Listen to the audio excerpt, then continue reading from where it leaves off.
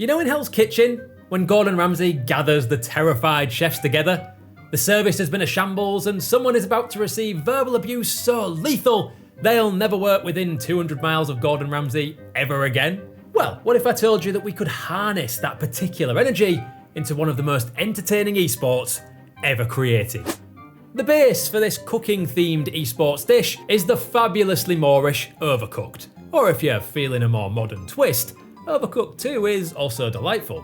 Look, I admit the cooking simulation game developed by Ghost Town Games is an odd choice for an esport, but hear me out, because I think it could be a surprisingly tasty prospect.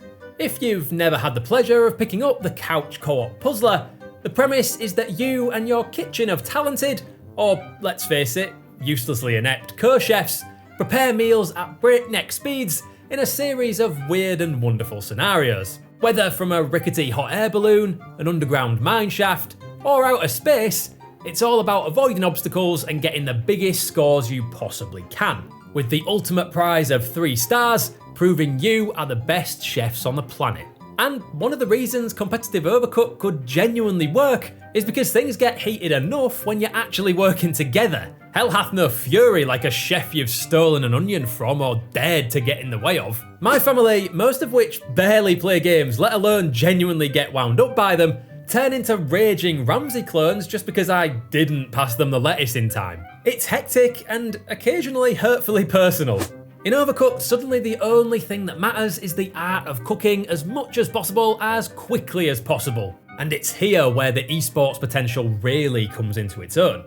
What's even better is Ghost Town Games knew the potential of competitive cooking and included a little utilised 2v2 versus mode, the secret ingredient of this sleeping esports giant. Overcooked 2's version is probably the best, so we'll run with that.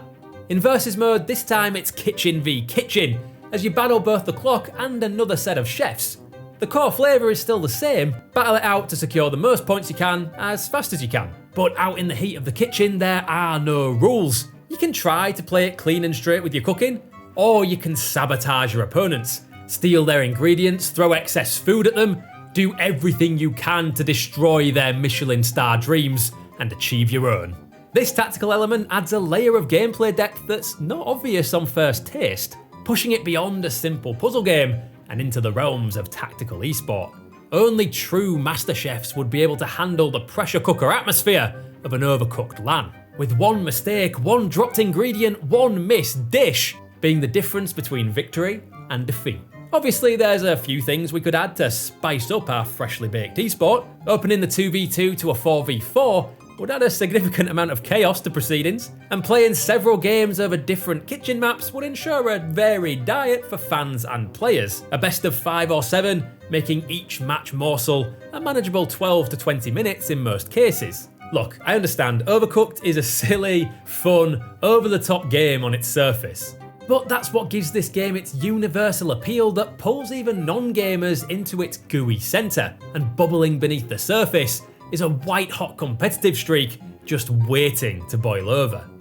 I'd watch a team of Overcooked pros screaming at each other because they set fire to the soup.